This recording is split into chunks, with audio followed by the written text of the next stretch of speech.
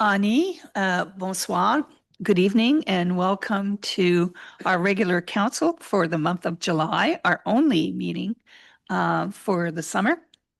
And I'd like to begin the meeting by acknowledging that we are in the traditional territory of the Anishinaabe peoples in the Robinson-Huron Treaty area and wish to recognize the neighboring community of Dokis First Nations. While we meet today, I would like to take a moment to acknowledge the importance of the lands which we each call home. We do this to reaffirm our commitment and responsibility in improving relationships between nations and to improving our own understanding of local Indigenous peoples and their culture. From coast to coast, we acknowledge the ancestral and unceded territory of all Inuit, Métis, and First Nations people that call this land home. And with that, I need a mover and a seconder to adopt the agenda. Willie and Roger.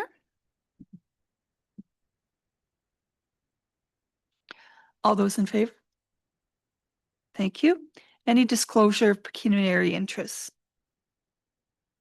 Seeing none, there are no delegations tonight.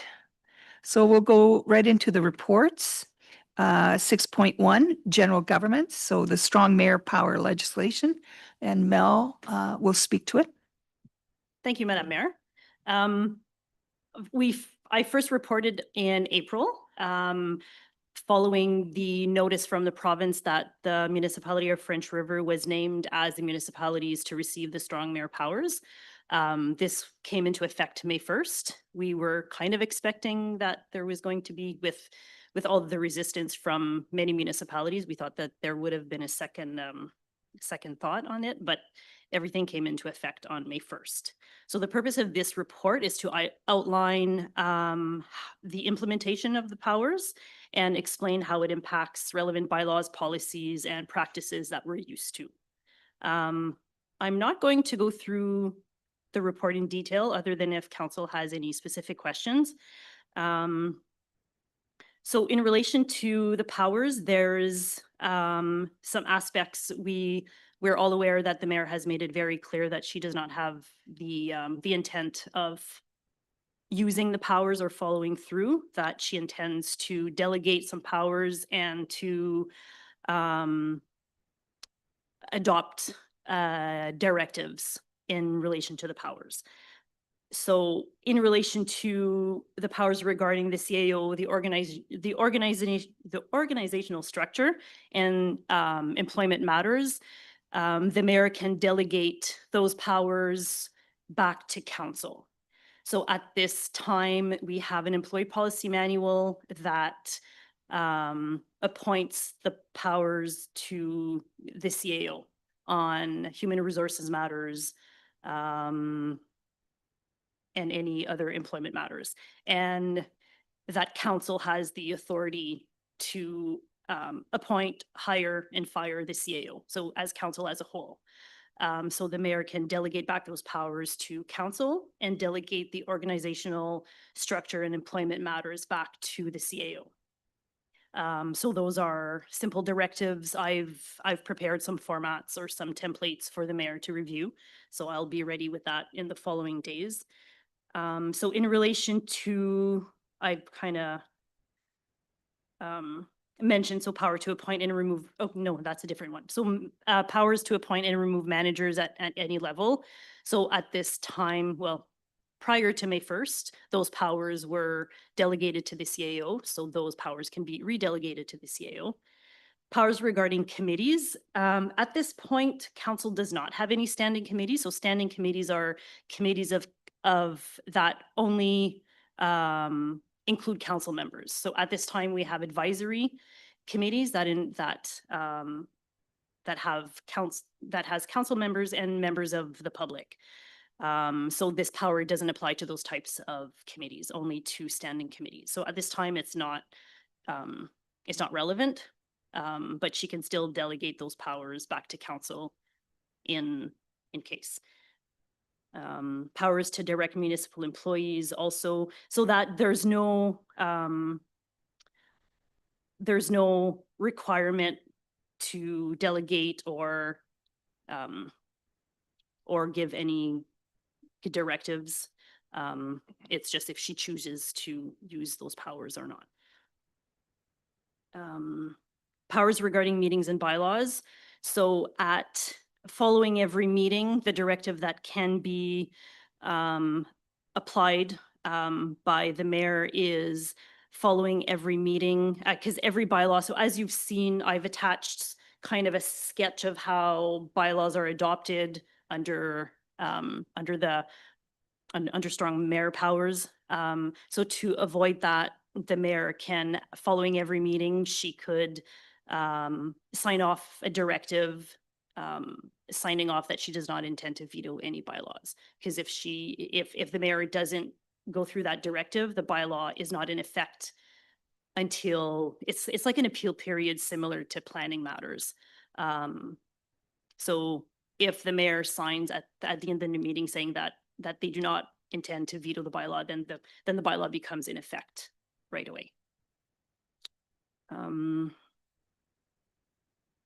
Responsibilities in relation to the budget, that's a whole beast that we haven't fully investigated, let's say. But at this time, there's a directive that the mayor can sign off on to direct certain staff to either follow the process that council has already agreed to.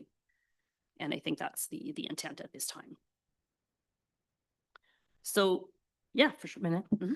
So like this, in this, like it was saying the mayor presents the budget.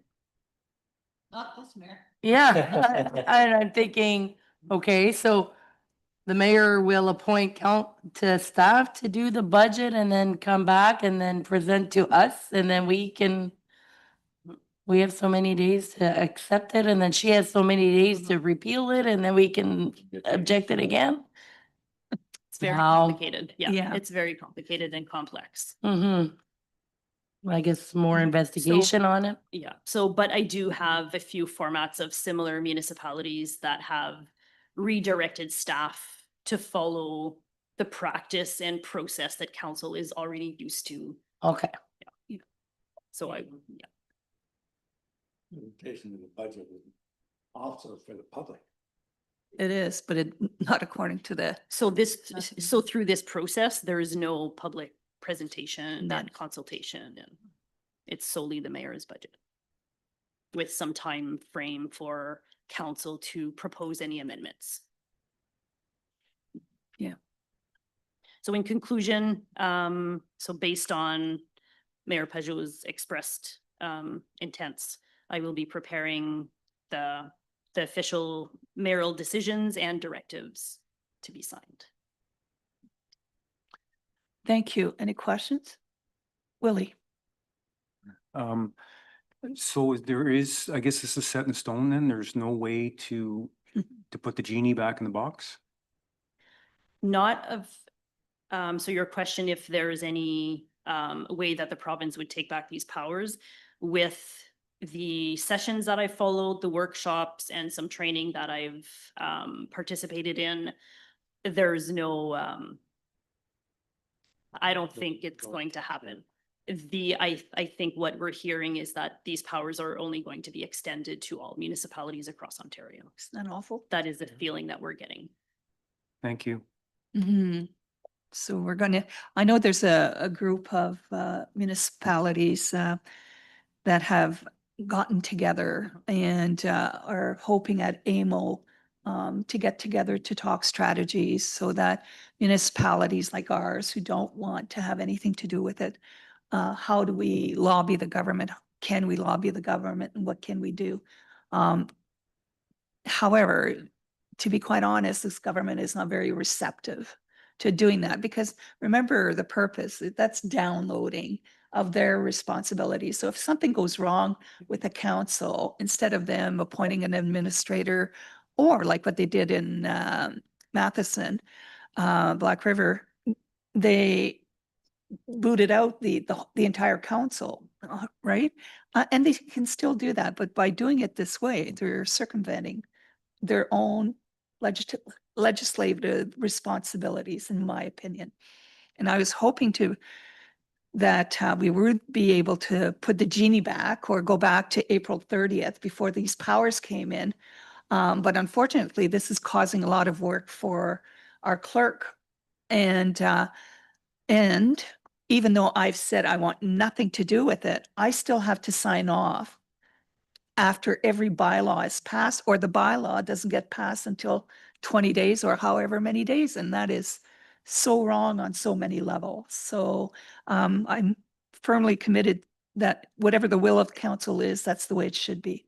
And it shouldn't be left up to one individual, or we don't need a council if that's the way.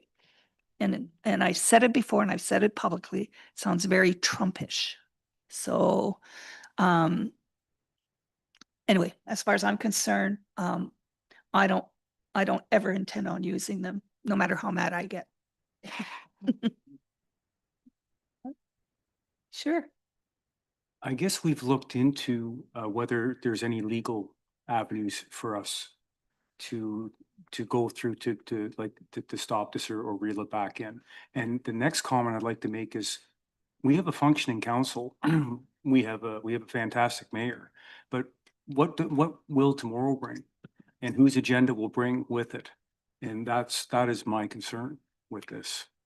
And that is my concern as well. That's why I would like to see municipalities who want to opt out, when they opt out, you can't opt back in.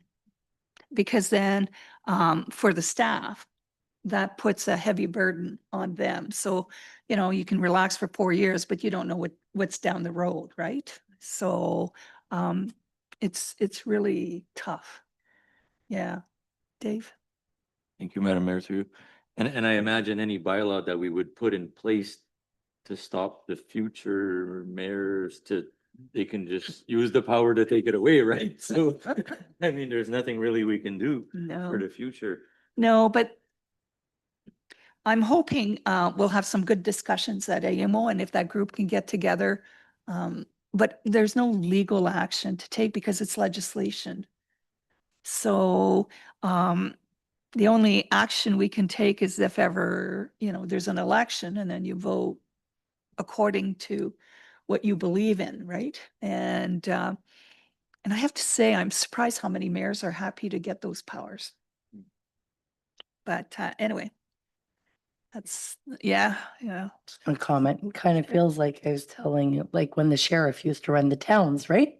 This is what kind of like what it's feeling like. Not nice to say that, but that's what it's feeling like, an old cowboy movie here. Yeah.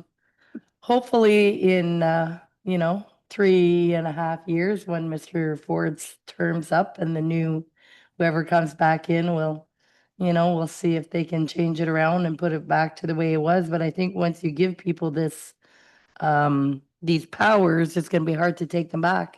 Yeah. And once they do the Sure. downloading, they're not gonna want, and like you say, why have a council of 6 people or 7 people if the mayor can override everything? And- It'll be a sheriff and Yeah, exactly.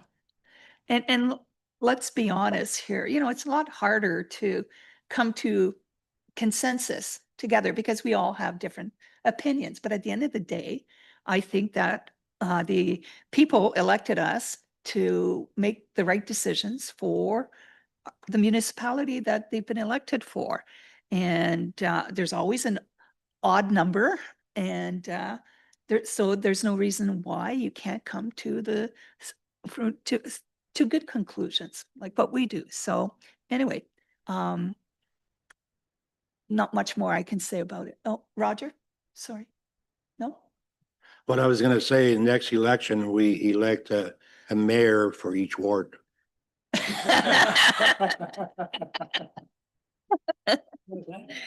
Says we'll elect a mayor for each ward. Oh, my God. Yeah. Oh. All right. Point taken. All right. Let's move on. There's no financial reports tonight.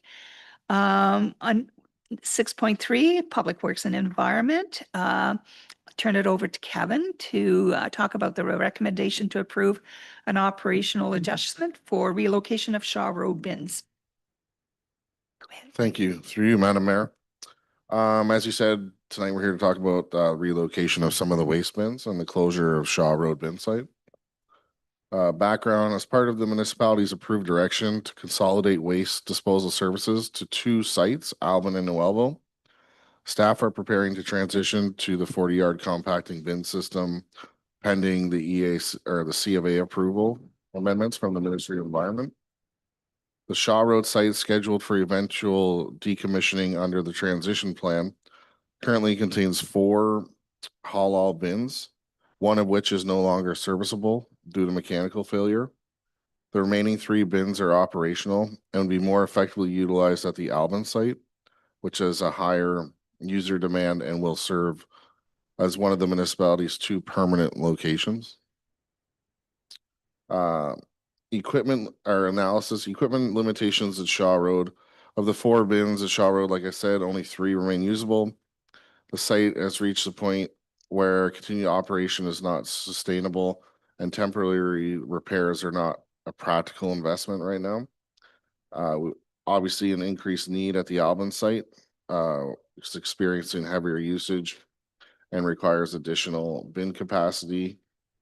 In the short term, while the permanent compacting infrastructure is pending approval and installation, the closure of Shaw Road will require some residents to travel to Nuevo. However, it supports the overall plan that council's decided on. Operational efficiency, removing the Shaw Road bin site helps reduce the workload on the public works and extends fleet longevity. As you know, the 2 trucks are long past overdue. So the proposed change is issue public notice of the planned closure of the Shaw Road bin site for at least 30 days. Notices will be provided through our typical means, municipal website, municipal social media platforms, and put some sites at the Shaw Road bin site. Then decommission Shaw Road bin site following the public notice period and relocate the 3 remaining haul-all bins to the Alvin site to support the current operational needs during the infrastructure transition. It is recommended that council receives the report for information and support the operational decision, decommission of the Shaw Road bin site, and relocate the remaining usable bins to the Alvin site in alignment with the municipality's transition to the 2 unmanned waste sites utilizing compacting bins. Kevin, questions? Dave? How many bins would Alvin require for it to be more efficient, to not have them full all the time? Do you figure? Through you, Madam Mayor, I would say 100. To be perfectly honest, because right now we are sitting at 10 bins, which is about 60 yards. That would be a 40-yard bin and another 20-yard on top of it. And due to lack of separation of recycling and misuse on that bin site, that means in a day we're filling up 60 yards from that site, which is not even close to what we are supposed to. That the town of Alvin should be nowhere near that. That's 2 garbage trucks full, like large compacting garbage trucks. And I noticed yesterday, there's not a lot of bins left there compared to what there was.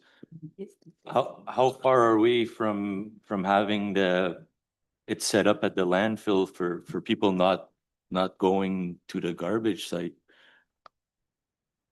Through you, Madam Mayor, like I said, there's 10 bins and there's 6 yards each bin. So that's 60 yards. So just to reiterate that. As for the changes at the landfill site, should be within the next couple of weeks. I'm hoping to get that project completed.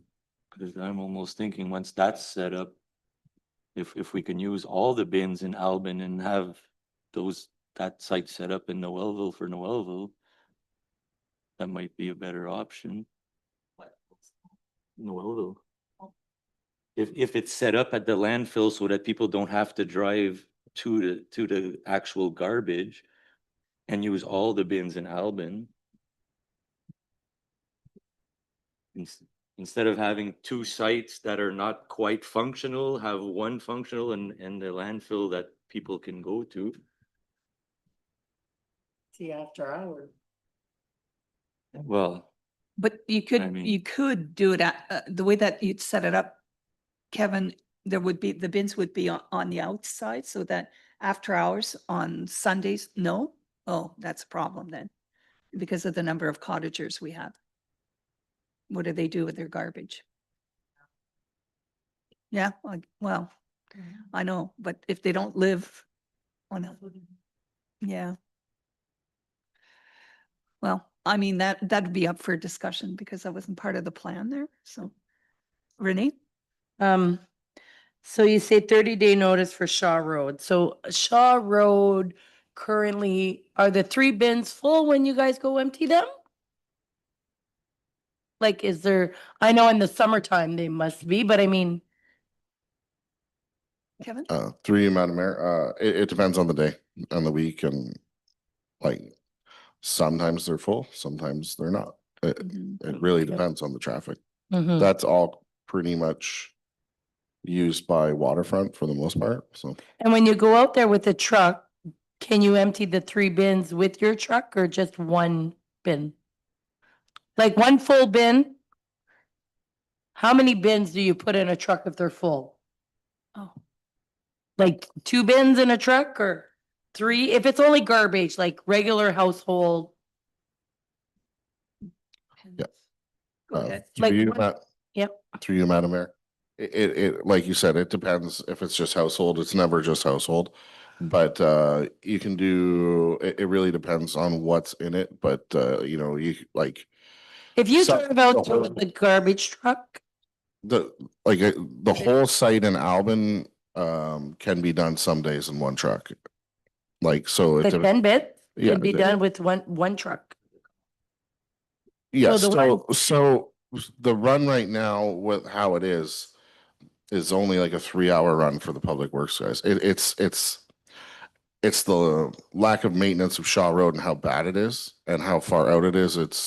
It beats the truck up really bad every time it goes out because of all the potholes.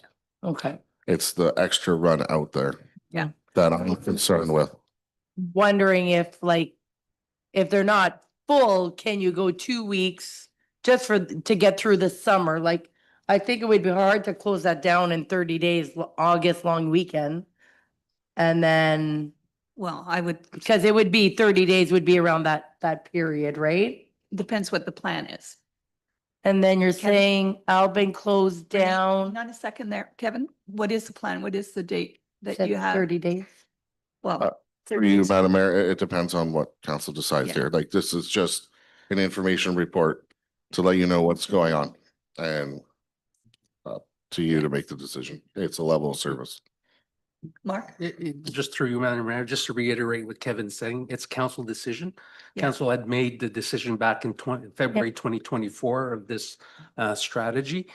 Kevin has presented an option for council to consider. And the dates is up to council when to start implementing. And basically what Kevin is saying is as long as we have the appropriate timeframe to provide notice.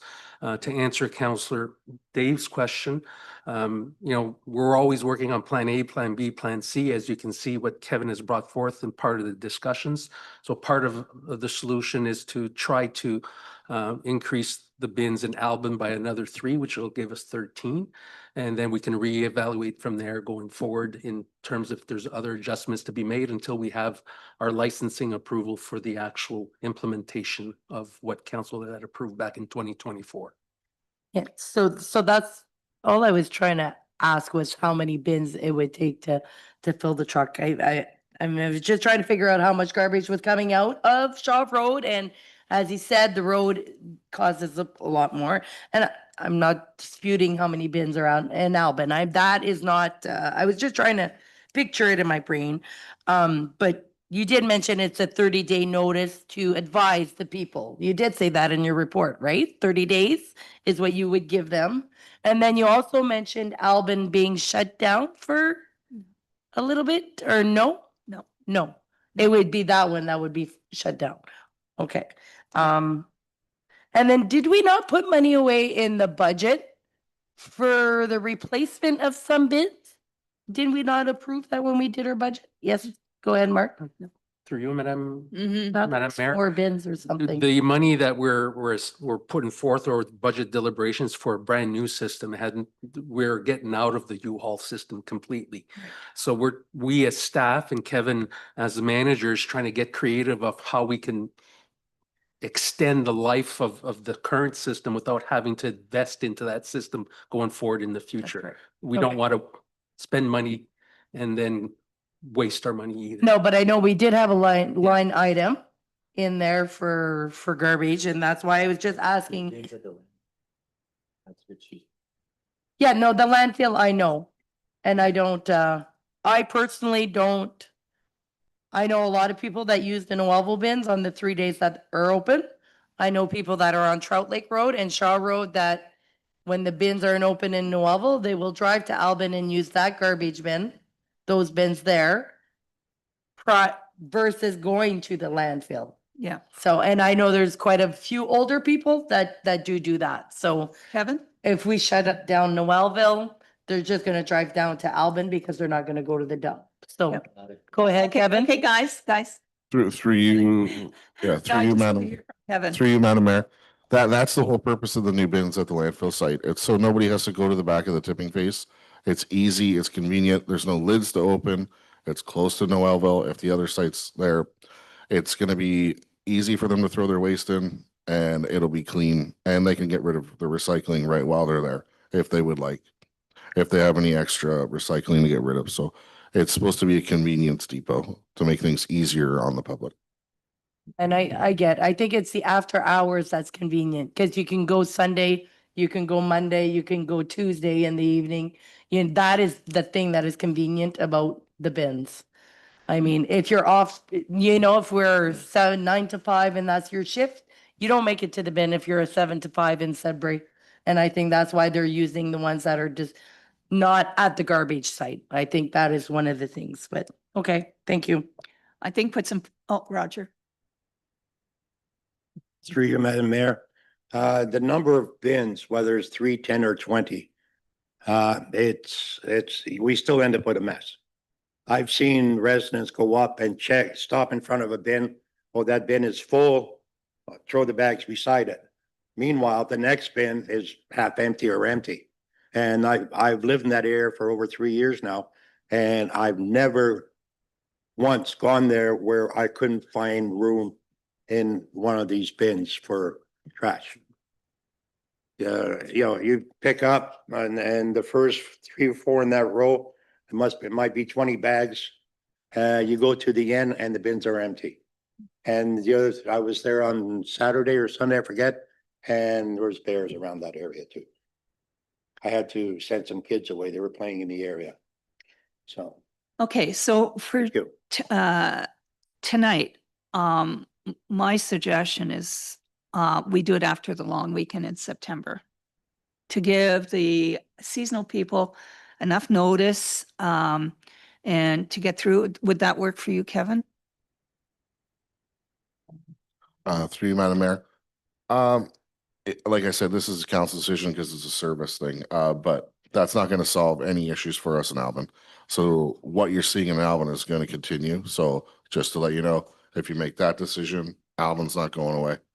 So that's what you're weighing out. Well, maybe Dave? I would say we just go 30 days because like Kevin says, we have to solve the Albin problem because there's more seasonal in the summer also. That's the bigger problem. And as far as Shaw Road losing the bins, well, once we get our new system, they're losing it anyway. Yeah, that's true. Shaw Road was always slated to Yeah. be closed. It's just, I guess people have a certain comfort that it hasn't happened yet. Yeah. And so, and I don't disagree. I would even be August 15th. We're July 2? So August 15th takes us after the long weekend. Everybody okay with that? Speak now or forever hold your peace. Willie? identifying the problem, something has to be done. I can't argue with what you're saying, Madam Mayor. To put that, I just feel bad for those people not being able to complete their season and have to make an alternative accommodation for their garbage. But I think that's the only thing that hinders me with respect. So I'd like to see a little more of a timeline, a little more of a timeline to warn the people, but there's extenuating circumstances that must be considered. Those are just two of my points that I have Okay. apprehension with.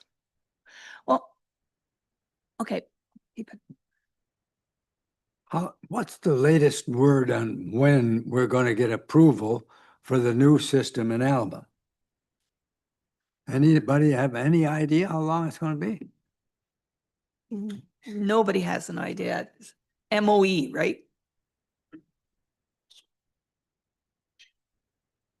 Yeah. So Mark was just saying, part of our frustration, we have requested a delegation at AMO to talk to the Minister of the Environment for these long needless delays, as far as I'm concerned. So, but you can't, I mean, we don't have a crystal ball. So, But if we don't get that approval, what are we going to be doing going on into the winter? well, I am certain we'll get approval. I can't imagine why they wouldn't approve. I mean, that's something we'll take up if and when that Okay. happens. Did I see another hand here? Oh, Mr. Bob? Thank you.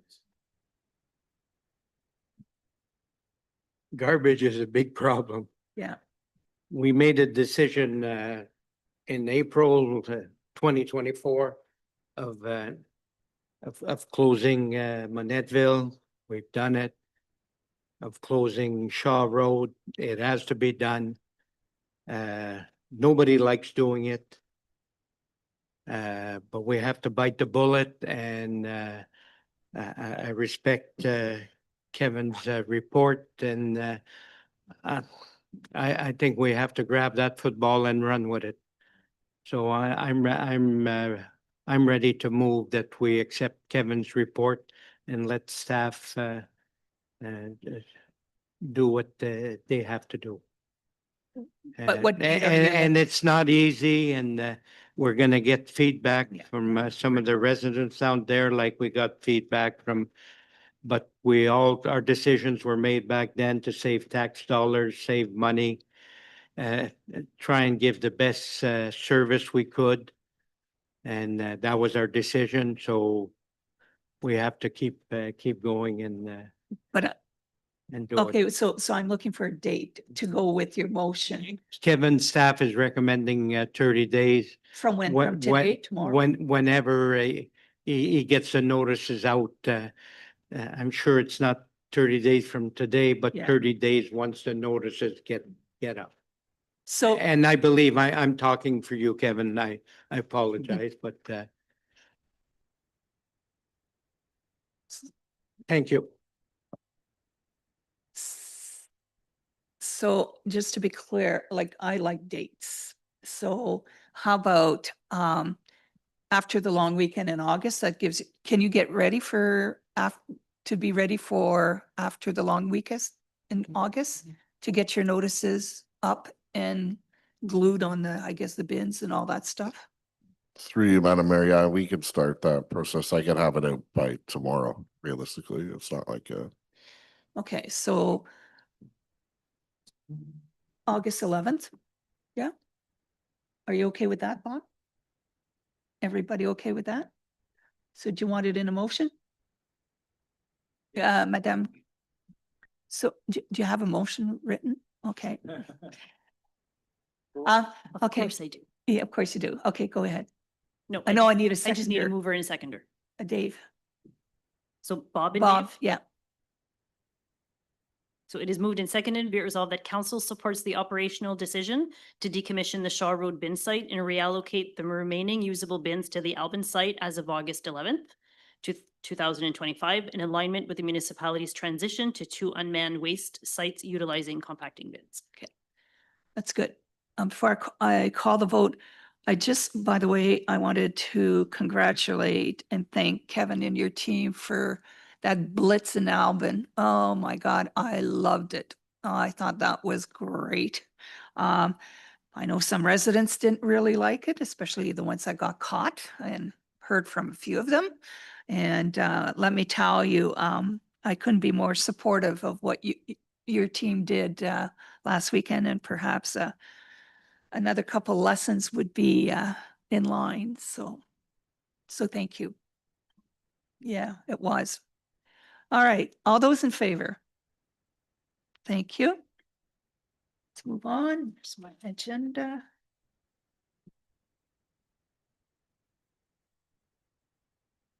Okay, so now we're on to Recreation and Community Services. Jason. Good evening. Through you, Madam Mayor. The objective is to award the contract for the supply and install the metal roof system, fascia, eaves troughs with downspouts, and refinishing the front entrance woodworking of the municipal complex building. Over the past several years, the municipal complex roof has seen some major deterioration that can affect the integrity of the structure as the asphalt shingles are nearing the end of their life. The request for tender, the supply of to supply and install the metal roofing system, fascia, eaves troughs, and downspouts, and refinish the front entrance woodworking area was posted on Monday, June 9th and closed June 25th. There was 6 bidders.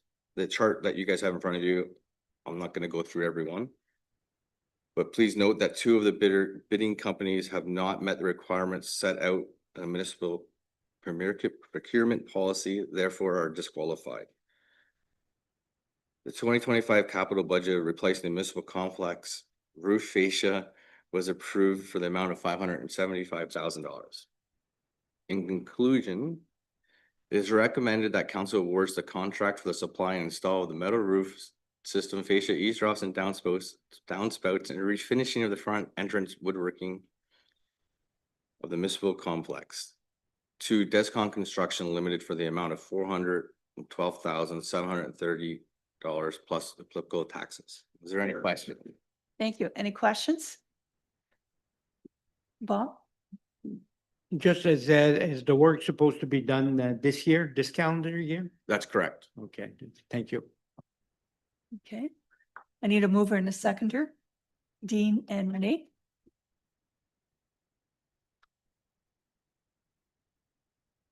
So exactly what Jason just read. Okay. So it's awarded to Descon for the amount of $412,730. Okay, all those in favor? Thank you. We'll move on to 6.5. Quarterly report bylaw services. Kevin?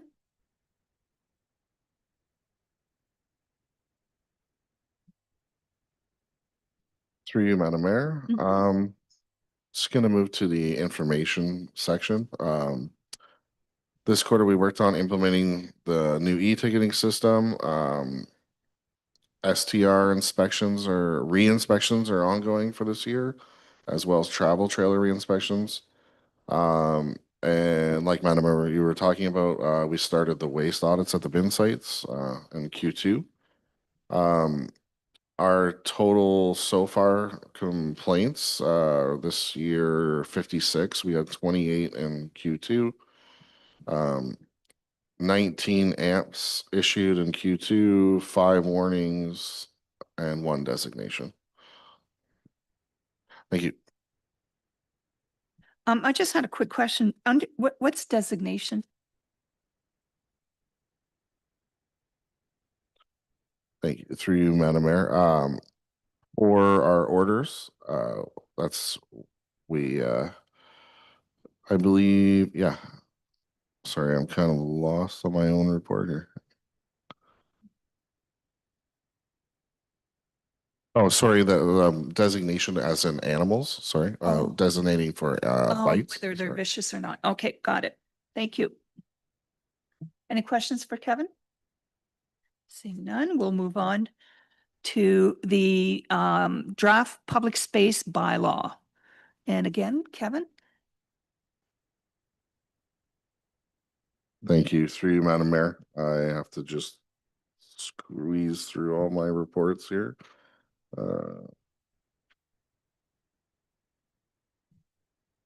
This is a large one. So, like you said, this is for our draft public spaces bylaw. The municipality has experienced increasing challenges in managing activities on our public lands, particularly in our parks, our wharfs, and other municipal properties where public access is high. Over the past several years, the municipality has received repeated complaints and enforcement difficulties related to unauthorized camping and vehicle habitation on municipal lands, long-term docking and storage of boats and watercraft at public wharfs, impeding general access and use for the public, use of motorized vehicles in our parks and on walking trails, posing safety hazards and damaging our turfs, our ball fields and stuff. And swimming and diving in areas not designated or equipped for recreational swimming, particularly at our active public boat launches and our wharfs. These situations have exposed enforcement gaps, created safety risks. In response, we have prepared a comprehensive public spaces bylaw that consolidates regulatory authority over all municipal lands open to public use. The proposed bylaw addresses several key issues. Outdated or lacking provisions. The municipality currently has limited bylaw coverage addressing activities such as camping, docking, recreational use of wharfs and parks. For clear enforcement powers, alignment with AMPS and our other tools. Some of the proposed changes we're looking at are expanded definition. Over 30 definitions included to clarify terms such as public space, campsite, wharf, chattels, vandalism, and vehicles. New general prohibitions, camping, overnight use, vehicle access, and commercial activity are prohibited at parks and public spaces unless authorized. Specific regulations for parks and wharfs, set time limits for docking, and prohibits overnight mooring, storage, and use of wharfs for business activities. Prohibits swimming in undesignated areas and affirms safe use of wharfs as launch sites only.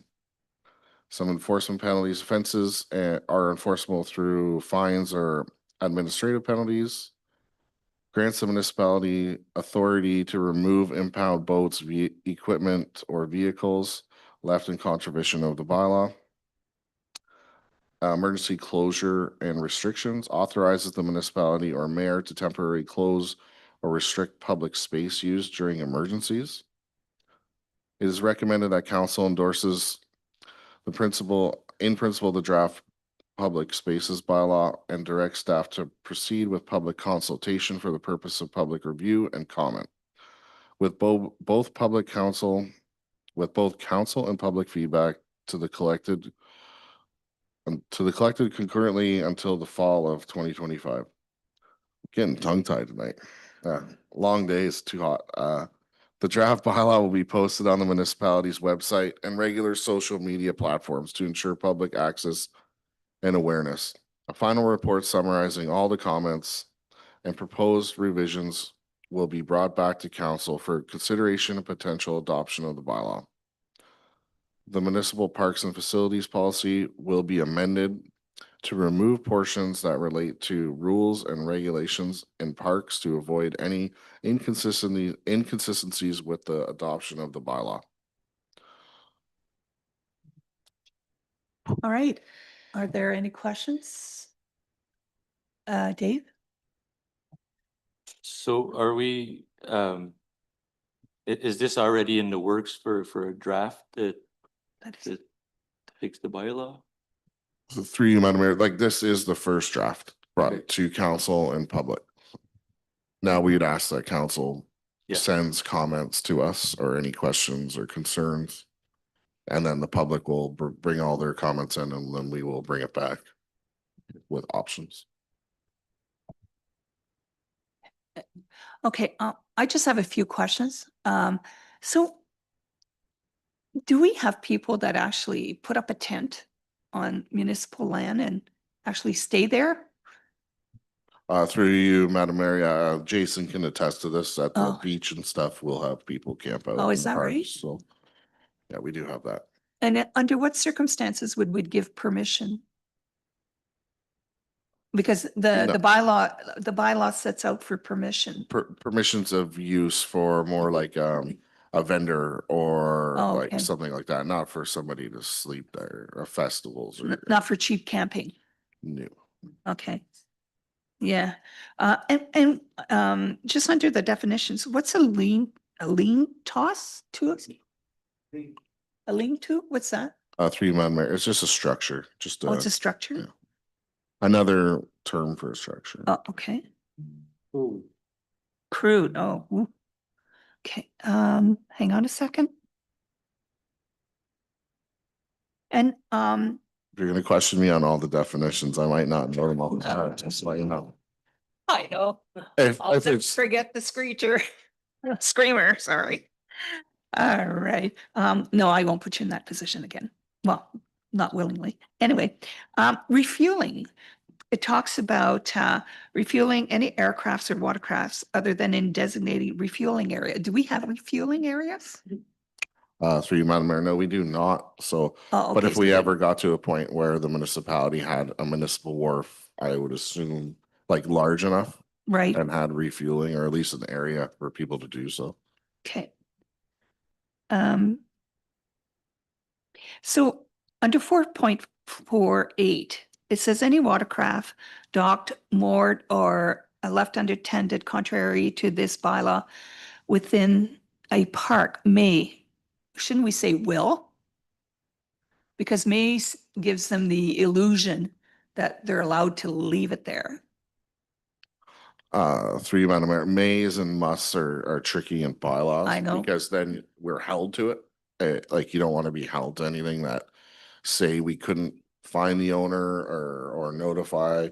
Because I'm tracking down boats, I've already kind of looked into it. It will be a challenge for sure. Yeah. It's not gonna be easy. Yeah. So it's, Yeah, because on a boat, they don't leave their name and address in the boat usually, right? there's a license and it's through Yeah. Transport Canada. But you gotta Oh. follow that rabbit hole to try and track them down. So hopefully the OPP will help assist us if we run into issues with this stuff. Cool. I found a few typos, but that's it. I'll just give that. Thank you. It's a very good one.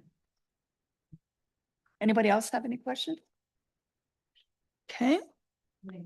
Interesting to hear a public response. Yeah. So what do you need from us? A resolution to go ahead? Oh, Renee, I didn't see you, sorry. Well, I get that we need a bylaw to address these things. I will say that I don't know what kind of issues you've had with tents, but I know when I used to work at the SO, sometimes there was people coming through at 10 or 8:30 at night looking for a place to just throw a tent because they were tired. So in that situation, not having anything out our way because the French River Park, as you call, we have no idea where the registration is for people to apply to even go camping. I'm assuming it's at the French River, it's online. Okay, well, that's nice to know because I didn't even know where it was. But we've had a lot of people ask, where do you go? And I would send them out to the French River, supply post, or not the supply post, the what? No, No, the visitor center. Towards That's the where I visitors- would send them the because visitor center. visitor center, yes. Because it's something that's not very posted well, and a lot of people don't know where these spots are. I know they exist, but it does happen. So, so sometimes if we're gonna have a bylaw to tell people, no, you can't sleep here and you're tired and you're driving. I get where if we let everybody, then it becomes, but I mean, at some point, if we keep making all these bylaws, Kevin's gonna have a whole team of bylaw officers under him. Because, and I get that we need the bylaws in order to implement and to stop this. But we also have to realize that the more bylaws we make, the more rules we have, the more people they're gonna need. So, Well- and that'll affect, I mean, keep affecting budgets and stuff too down the road, right? Go ahead, Kevin. All right. Through you, Madam Mayor. So a lot of these things we deal with, we spend almost just as much time dealing with them because we can't actually act on them. As we, as SEBs, don't just hang up the phone and go, yeah, we have nothing, we can't do anything. We still try to look and try to figure out a problem. These are taxpayers, they are paying our salaries. So we do look for issues or ways that we can help. So we're still spending that time. If we could just take the complaint and be like, someone is riding a four-wheeler across the ball field and we can just quickly settle it and hand out a ticket, that doesn't cost anything extra because we're gonna get money back from that, from issuing fines on stuff like that. So we're still spending the time dealing with the people, and frustrated people, or like their people just get mad because there's no way for us to deal with it right now. So Saying that, I know that, you know. Like, yeah. I I think, understand the reasoning why, and it'll be interesting to see what people say. I'm just saying that, you know, just as a comment, Yeah. that it's gonna, you know, take a lot of time. So, good luck. yes, Bob. Although that we want to be a welcoming municipality, we still, and this is a good way of protecting ourselves liability wise, Right. insurance wise. If something would happen in one of our public places that we all know where it could lead to, so. Yeah. Thank you, Kevin. That's a good point. Dave? Thank you, Madam Mayor, through you. And at the same time, we have lodges and trailer parks, and we don't want to take away from them as a municipality. They are taxpayers, and we don't want to allow people to camp on municipal property and taking away from trailer parks and lodges either. That's another thing we have to consider. I'm not talking about the ones that plan it. Sometimes there's people that are not planned and it just kind of happens, or But for example, end there's up- stuff. They end up planning. No, but some of them All are right. planning, I mean, so, but anyways, it is what it is. Okay. All right. For the few times that happens, I'd rather have a bylaw to protect the residents and to protect council, well, not just council, but the municipality as a whole from those that are prone to file a lawsuit for just about anything. So, all right. So what do you need from us? Just the okay, a general okay consensus, or Okay. do you need a resolution? I have a motion ready. You have a motion? Yeah. Okay. I need a mover and a seconder, Willie and Roger. So whereas council has been presented with a draft public spaces bylaw, which proposes to regulate the use and activities permitted in municipal parks, wharfs, and public spaces throughout the municipality. And whereas council recognizes the importance of engaging the public and stakeholders in the development of new municipal bylaws. Now therefore be it resolved that council endorses in principle the draft public spaces bylaw and directs staff to proceed with public consultation for the purpose of collecting public feedback on the proposed bylaw. Thank you. All those in favor? Thank you. Let's move on to 6.5.3, presentation and preliminary endorsement of a draft backyard hen bylaw. So Andrea, you're going to take that one? Thank you. Through you, Madam Mayor.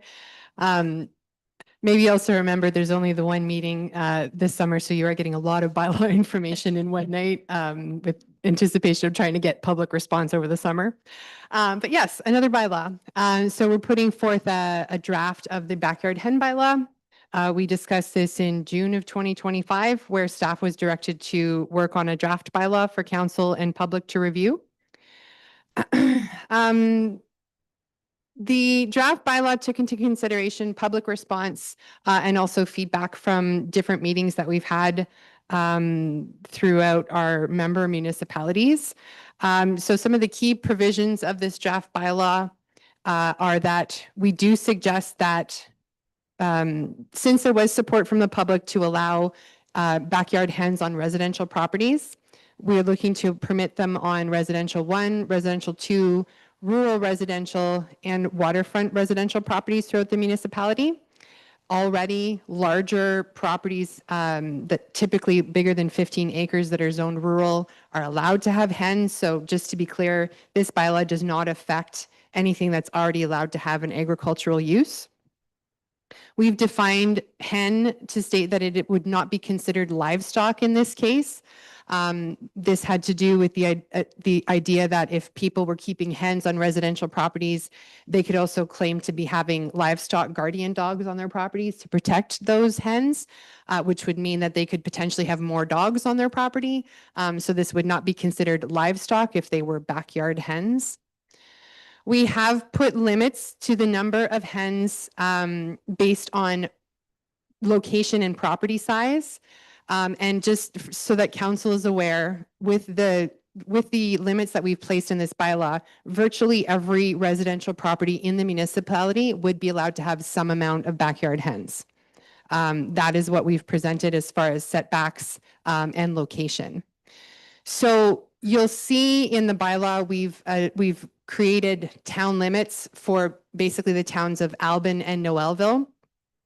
And then, so anything within those town limits that are not already zoned rural, we're proposing up to 5 hens. Also, only up to 5 hens on waterfront residential properties. We did see the public was less supportive of having hens on waterfront residential properties. And we also put a large setback of 30 meters from the water. And anything outside of town limits that is not already zoned rural, that has 5 acres or more, would potentially have up to 30 hens. So larger properties, usually in rural areas, we did get public feedback that we felt that 30 hens was a good allowance on these properties to consider. And also on larger properties, so over 5 acres. So yeah, you'll note that Schedule B only has town limits for Albin and for Noelville. And we base that on official plan documents. Those were really our 2 village areas within the municipality to be considered. We are not going to allow roosters, and people will not be allowed to sell anything that comes from the keeping of the hens. This is really meant to allow people to provide their own food and have their own experience of raising this type of animal. We provided coop standards and setbacks, trying to keep aligned with minimum distance separation and also best practice as reviewed in other bylaws within the area. Hens are not to be kept in front or side yards. They must only be kept in rear yards. And we also made a provision for, there is a setback in side yards, but if a house is closer to a yard side, you would have to be even farther away from that house. So we're trying to keep the idea of hens, especially in the village areas, as far away from homes as possible. We address animal welfare and waste disposal. Making sure that hens are properly taken care of and that that waste is properly disposed of. We do, though, make the case that waste should not be put out, should not be picked up in any way. I guess it wouldn't be picked up here at all. Wouldn't be allowed. Right. So the idea was that it would not be allowed in transfer sites. We like the idea that if you're having these hens on your property, you should be able to either compost the materials that are produced or make arrangements with a farmer who would potentially take some of this composted waste. If you don't really have the space for it, perhaps this wouldn't be the best idea for you to have a backyard hen. We want to keep, of course, the noise and the smell as mitigated as possible. Predator control and safety. Any hen would have to be kept in coops or outdoor runs, so they wouldn't be able to run at large, especially in village areas. Rental properties or multi-unit dwellings would have to have permission from the property owners to keep hens. And we've also included, of course, enforcement and penalties using our administrative monetary penalty system and provincial offenses. And we've also added language that each day that an offense continues can constitute a separate infraction. And that's language you'll see in most of our new bylaws. We also propose that there will be education materials created to assist residents on proper care, how to maintain closures, how to manage waste, And this all in the idea that to support compliance with the municipality's expectations and to improve animal welfare outcomes. So at this time, it is a draft stage. We are looking to put the bylaw up on the municipal website, let the public know that it's available for review, and also answer any council questions or take any comments to collect over the summer to be presented by the October of 2025 for either an amended bylaw or potentially a final bylaw if we feel like there's enough information to support, to bring to council. So I'll open up to any questions that you have at this time. Any questions? Willie? Through you, Madam Mayor, just given some of the setbacks, is it plausible that some of our residents in the community will not qualify for having hens? Go ahead. Through you, Madam Mayor. Yes, there are some smaller properties that would have a very difficult time placing, especially if houses are close to property lines, because we've asked for 5 meters from each side property line or 10 meters from any house, depending on which is greater. There are some really smaller properties within the villages, especially in Noelville, that might be affected that way, but the majority of properties would potentially be able to have them. Thank you. Any questions? You guys okay? Okay. I just had one question. So no person shall sell or permit the sale of any eggs. Well, I don't care about the rest. From their homes. So now we see a lot of people with eggs for sale. Does that mean they can't sell their eggs anymore? One sec. Is that going to be your answer or everything? Yeah. Thank you. Through you, Madam Mayor. Is that on? I would think that most of those are already probably zoned rural, maybe not all. But the idea would be this is the allowance that council would, or this is what the bylaw would allow. If this comes back with some public feedback that says, hey, I'm not zoned rural and I sell my eggs, perhaps we'll bring that information to council to be reviewed. But right now, the answer is you can't have chickens at all. So, Right. you know, any bylaw that we implement, if we'll look for the public opinion, we would put the bylaw in place. If it causes problems or we get complaints over certain issues, that of course would come to council and we could amend. It's always a living document. So it is a good question, but I do think that most places that I know that I purchase eggs from are already rural. Yeah, So hopefully that'll cover most of them. okay. Oh, and Oh, I'd just like to add that farms are allowed to legally sell at the roadside. That's why if you're seeing that, if you're a registered farm, you're legally allowed to do that. okay. And Okay. one other thing, just the waterfront, I just like council to always be in mind that they're swapped. So the backyard, the waterfront, like it's switched. So if hens are allowed on waterfronts, they'll be on the road sides of all properties, just so everybody knows. Yeah, So yeah, if you're going down Turin Road, yeah. that's all, like if, let's say everybody got chickens, that would be all chicken coops. Potentially, if every Yeah. person got chickens. Yeah. Wow. Yeah. Dave, did you have a question? Yeah, just, thank you, Madam, through you. Just like for your question, just to clarify, it wouldn't affect the rural properties that we already have, this, and does that have to be like clarified in? It is, okay. It is. I guess people will have to figure out if they're rural, how they're designated. Well, they got a tax bill, so that would say on their tax bill, right? Yeah. Oh, it's not, it doesn't say? Okay, sorry, through you, Madam Mayor, because this can become a very confusing topic. yeah, Just if anyone's watching at home or if anyone asks you, the taxation classification is a totally different thing from oh, it's zoning. different. So we've had a lot of confusion over this. Okay, If anyone wants to find out what their zoning is, they can call at Okay. any time. We will gladly look it up for you. Or there are maps available on the Sudbury East Planning Board website. Oh, So okay. all of the zoning maps are there. You can pull it up. You can see what you're zoned. But yeah, just for council's information, for everyone's information, it's common to think that your tax bill will tell you it's apples and oranges. Yeah. Yeah, Mhm. yeah. That's good But to know. if you are more than 15 acres, you are most likely rural. But Right. we do have some strangely small properties that still have a rural zoning on them. There's a lot of exceptions to the rule. So if anyone has a question and they're concerned, they can just call us. We will look it up. We'll educate as much as we can. Okay. I will send those phone calls to you guys gladly. Any other questions?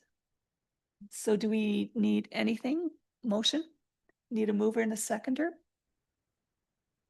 Roger and Bob? Whereas a survey was conducted and council was presented with a draft backyard hen bylaw, which proposes to regulate, control, and allow for the keeping of backyard hens in the municipality of French River. And whereas council recognizes the importance of engaging the public and stakeholders in the development of municipal bylaws. Now therefore be it resolved that council endorses in principle the draft backyard hen bylaw and directs staff to proceed with public consultation for the purpose of collecting public feedback on the proposed bylaw. Thank you. All those in favor? Thank you. Building and planning. We have a resolution to adopt a bylaw to enter into an agreement with RSM Building Consultant Incorporated for building department support services. So turn it over to you, Andrea. Thank you, through you, Madam Mayor. The building department has begun to receive more and more complex applications. Large buildings, which are buildings that are greater than 600 square meters bigger than 600 square meters.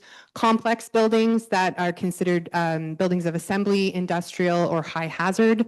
And also, well, those are two of the biggest ones.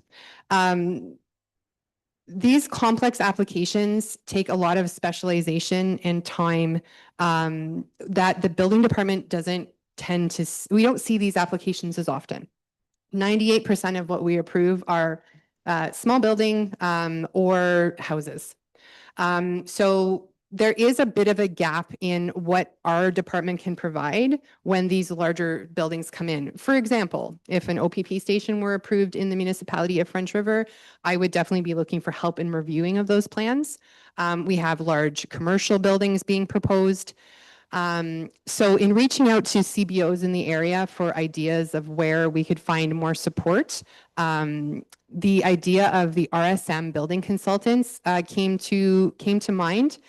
This was in speaking with West Nipissing and also the city of North Bay. RSM Building Consultants has been working with the Ontario Building Officials Association for years in providing training. So they're a really well vetted company. I've taken many courses through RSM. But they've basically created an expertise team that can be used by municipalities to fill in the gaps as far as training, to help with plans examination, inspection, and also to provide training in some of the areas where the building department is qualified, but maybe just doesn't have the experience to be able to feel confident to make proper decisions without some additional review. So the biggest help, the biggest advantage to having this company work with us and to have an agreement in place are that this is a highly flexible agreement. There's no retainer in place. They're only used when required and in what capacity we ask for. So as opposed to having an engineer firm come in and perhaps work on our behalf, this firm actually works under the chief building official. So everything that's being reviewed, every decision that's being made is still in the hands of a municipal employee. So there are aspects of building applications where, you know, you can ask for every engineer's report, every drainage study, every environmental, like it can really go to the nth degree. But in some cases, that level of review may not be considered as important to if the local staff were making the decisions, if that makes sense. So we still have control over the decisions that are being made. It is a cost-effective service. And it will also be used on projects where our building permit fees tend to be higher. You know, a school review or a larger building worth in the millions will be getting well over 10,000, sometimes 15,000 in building permit fees. So I feel like it's a good investment in making sure that our staff is making confident decisions and also being trained along the way. Professional development is going to be a huge part of what we're doing. It'll keep municipal staff trained and also, you know, make sure we understand how to use the building code in these with these applications. And also there's a lot of documentation and transparency.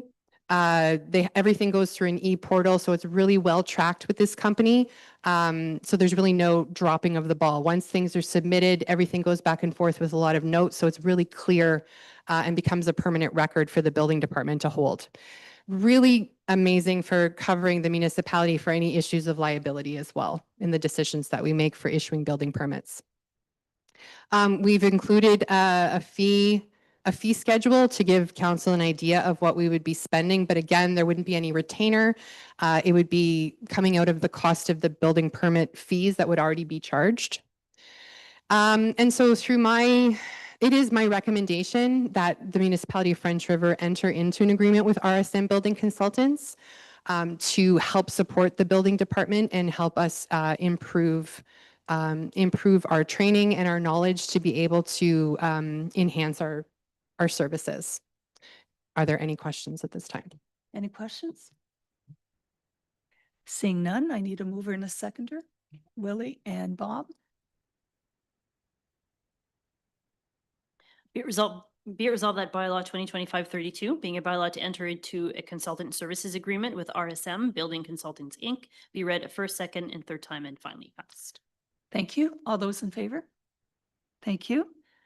We'll go to 6.6.2 quarterly report, Andrea.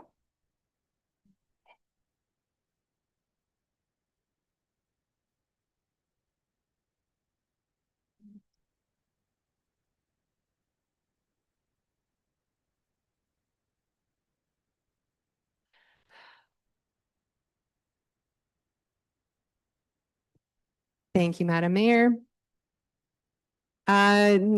Second quarter of the building department doesn't usually give us a great indication of how the year is going to go.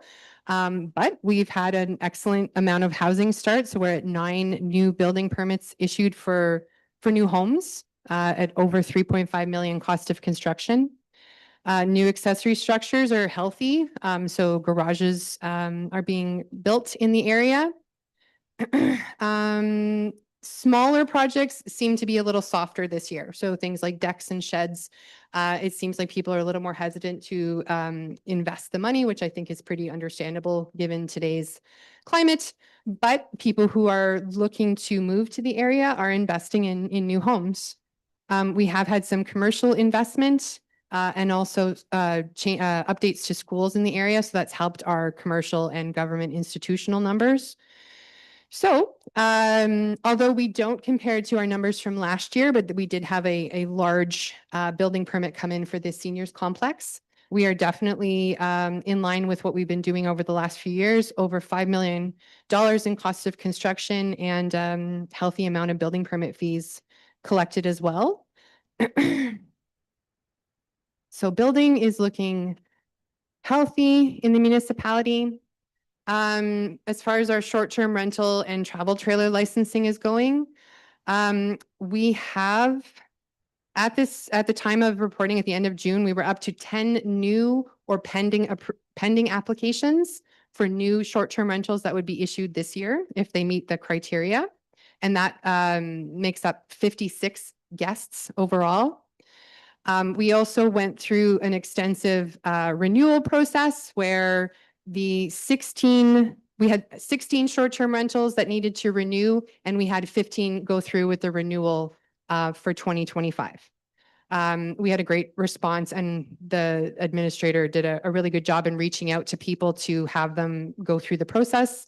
And our bylaw department is still going through some overall new new inspect or renewal inspections, but our second year of the program is going smoothly. So we do have approvals for 94 guests at this time. So between the two, at the numbers we're looking at, we should be probably ready to have about 30 licenses approved by the end of this year. That's my prediction. As far as travel trailers go, we had 5 applications so far this year and 4 have been issued. And no special licenses have been asked for at this time. That is the picture for building at the moment, and I'll open it up to questions. Any questions? Bob? Not a question as much as a comment. I just saw you have one line says 8 working days to get a permit and 5 working days for a small building. I think that's tremendous, and you're giving great service to our residents, and thank you very much. Thank you. No other questions? Thank you, Andrea. All right, we'll move on. There's no correspondence, and I need a resolution to adopt the items contained in the consent agenda. Moved by Renee and Dave. All those in favor? Thank you. There are no notices of motion, correct? Okay, announcements and inquiries, and who would like to start? Renee? Okay, don't have too much. Canada Day was a huge success. Thanks for everybody for coming out and to all the volunteers for pitching in all together. It turned out great. It was a beautiful day. I think everyone enjoyed. So thank you and everybody who prepared it.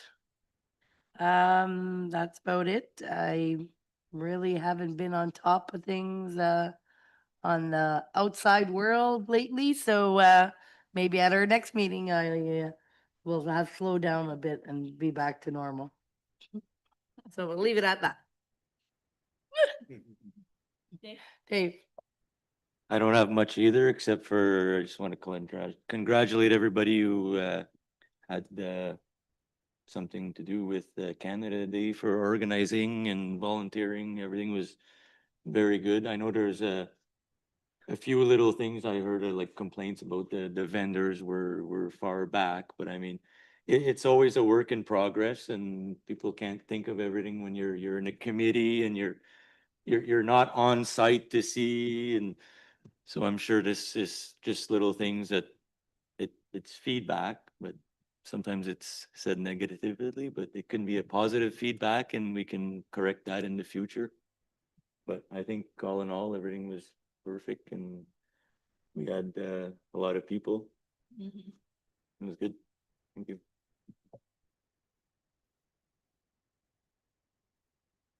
I guess I could just say the same thing almost as Dave, but I was just so impressed with the numbers of people there yesterday.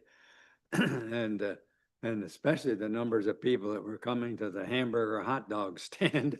It was never stopped. It just went hour after hour with a long line of people coming. But in any event, I guess maybe that's even a mark of success. But and I also have to congratulate our staff and everybody because all the organizing and all the arrangements that were made and everything and to accommodate that. Parking even became quite an issue. I mean, people were parking on the highway down there, on the road going into the community center. Everywhere they could find a place to stop the car, people were parking there yesterday. When I went home, I was a little earlier, maybe going home, but I was amazed at the line of cars out on the highway on 64. You know? But all in all, great success. And I'll end up by just simply saying that as my usually talk about water, the water took a big jump up in the river. Kind of amazing what happened with some heavy rain for a little bit, but if we keep on staying a little dry, it'll soon be back down to normal. So that's all I have. Thank you. Again, I'm going to parrot what everyone said about Canada. I just would like to thank everyone who took the time to make that such a success. It looked so seamless. I can only imagine the amount of work that went in behind the scenes to make something like that work. I think it speaks volumes for this community to have that kind of success, that kind of turnout. I'm just going to shift gears a little bit. We're going into the summer season, and I would just like to see a little bit of consideration. I'm seeing people thinking of themselves on the waterways, not watching behind the boat and looking what damage the wake is causing. The garbage bins. Let's be mindful of what we do and be aware everything we do affects other people. Turning your stereo up, revving your car engine, speeding down that road, it affects someone or everyone. Let's go back to being mindful and peaceful neighbors. Let's look after each other again. And that's all I'd like to say. Thank you. Thank you, Madam Mayor. I echo everything that was said about yesterday, but I think we as council have to tap ourselves on the back for the job we did. Truthfully, everybody did a good job, but this council came through again. So I think we have to tap ourselves, and staff and all volunteers were tremendous. The seniors complex, going good. Building A, building B are pretty well all finished. Building C, 75%. Working on landscaping, digging up the middle, finishing the sidewalks, preparing the base for the paving. There is 7 to 8 storage sheds that are up. All the dividing privacy fences are up. Patios are all up. The only problem now is hydro. So they tell me the date will probably be pushed back to September 1st, like was originally scheduled. And that's okay. We haven't advertised anything else. Talking to Holly today, we're at 15. She was in the process of approving another one today, and she booked me 3 showings for tomorrow. So there's more and more interest going out. Her marketing plan and brochures and everything, she submitted everything to John today for his approval, and that should be out by the weekend. We have a board meeting next Wednesday, and that's about it. And if council is willing, after our meeting, we can go over and have a visit. Just one more small thing. I'd like to welcome a new business to Noelville. Congratulations, Renee, on opening up a storefront, a business in Noelville. Every new business in our municipality brings extra people, brings an extra element of community work. So congratulations, Ren, and thank you. And that is it. Again, doubling up on Canada Day. To me, it was a very great success. Thank you to the council, to the staff, the Lions Club, the fire department. They were all involved and did a spectacular job. Very good turnout. Again, thank you. And number 2, again, to back up with Bob, Ren's Place. I was there today. If you haven't been there yet, you're missing out on something. It's beautiful. So congratulations, Renee, and very good job. Thank you. Thank you. Thank you. Well, again, I echo everybody's feelings on Canada Day, and the staff is to be commended for everything they've done. I just got a quick text from Ian Campbell, who from MCTV, who was there yesterday. And apparently there'll be something on the news tonight. So watch the 11:30 news. And it's also nice that Ian will become a French Riverite towards the end of August, as he's bought a home in Noelville. And so we're thrilled to to welcome him into our community. As well, Renee. No, it's on my list. Okay. Both Renee and I attended Doki's powwow. It was amazing. It was absolutely beautiful. Wasn't too sure how the weather was going to hold up, and it was quite muddy, but the dancers, the singers, the arts and crafts people, and just their community as a whole and their culture was absolutely amazing. And we even got to park in close enough so I didn't have to walk like 10 miles. However, there was a lot of mud, and Renee didn't think I could get out of it, but I got out. So my still new car was a lot of spinning. That's right. But I want to thank the organizers of Doki's for inviting us to participate. And we had the privilege of being in the grand entrance, and that was very touching. So enjoyed that very much. Also, I did too visit Renee's new store, and congratulations. Walked out there with my bag, and I have my discount. Yeah, you buy a membership and you get a discount, 10% off. And let me put it this way, my membership is paid.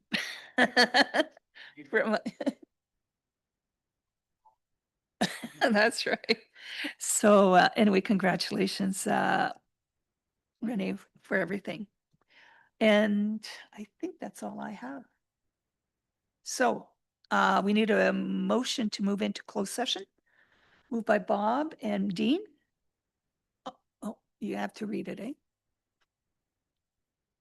Be it resolved that the meeting be closed as authorized in the Municipal Act pursuant to section 239(2)D, labor relations or employee negotiations, to provide an update to council on the treasurer position recruitment process. And under section 239(2)C, a proposed or pending acquisition or disposition of land by the municipality or local board with respect to a proposed land acquisition. Great. All those in favor? Thank you. And we will be back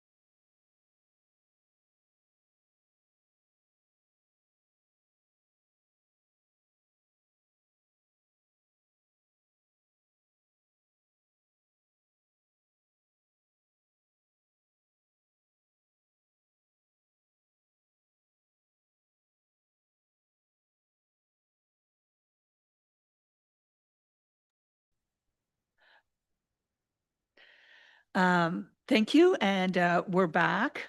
I'd like to advise, I'd like to report that council received an update for the position of treasurer, as well as council is directing the CAO to negotiate land acquisition and report back to council. So then, oh, I didn't do, sorry, resolve to reconvene into open session. Let's do that first. Move by, I need a mover and a seconder. Renee and Dave. All those in favor?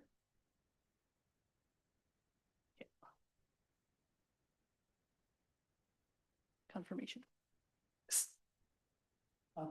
Confirmation. bylaw. Oh, sorry, my eyes are going. I need a resolution for the resolution to adopt the confirmation bylaw. Moved by Willie and Roger. All those in favor? Thank you. And I need a motion to adjourn. Moved by Bob and by Dee. All those in favor? Thank you.